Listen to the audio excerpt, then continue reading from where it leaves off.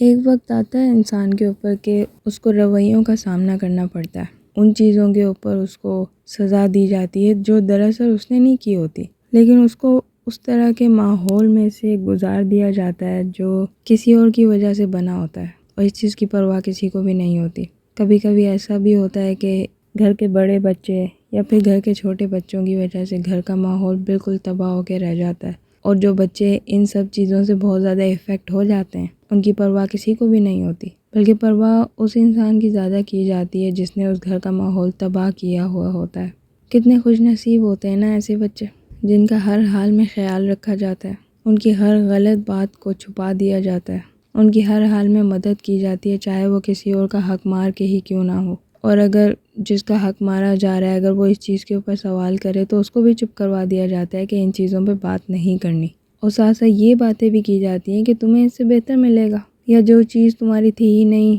وہ تمہارے پاس پھر رہے گی بھی کیوں۔ کچھ اسی قسم کی باتیں ہوتی ہیں اس کے ساتھ، بڑی آسانی سے حق مار دیا جاتا ہے اس انسان کا، اور پھر اس کو چپ رہنے کی بار بار تلقین کی جاتی ہے۔ کتنی عجیب بات ہے نا، ہمارا معاشرہ اپنی شکل بہت زیادہ بگاڑ چکا ہے خود ہمارے ہی غلط فیصلوں، غلط سوچ، مطلب پرستی کی وجہ سے، لیکن آخر میں وہی بات ہے کہ کچھ لوگوں کی وجہ سے اگر دنیا خوبصورت ہے تو دوسری طرف کچھ لوگوں کی وجہ سے دنیا بدصورت بھی ہے، لیکن مسئلہ یہ بھی تو ہے نا کہ جن لوگوں کی وجہ سے دنیا خوبصورت ہے ان لوگوں کی بھی تو کئی شکلیں ہیں، اور ہر کوئی تو نہیں ہوتا ہے ایکسپرٹ کہ لوگوں کی شکلیں پہچان لے، ان کے ارادے جان لے اور پھر ان سے سیکھے اور سمجھے۔ اس لیے کوشش کیجئے ذرا دیکھ بھال کے اپنے قدم اٹھائیے، معلوم نہیں دنیا کی اصلیت کیا تھی اور کیا ہو چکی ہے، ہم تو صرف دیکھنے کی حد تک ہی چیزوں پر یقین کرتے ہیں اور سمجھتے ہیں کہ ہم نے سب کچھ دیکھ لیا اور سمجھ لیا، لیکن جب وقت پلٹتا ہے اور بازی پلٹتی ہے، جب ہمیں اصلیت نظر آتی ہے تو پھر صرف ہماری آنکھیں ہی کھلی رہ جاتی ہیں، اور دماغ وہ تو خیر تسلیم ہی نہیں کرتا کہ یہ سچ ہے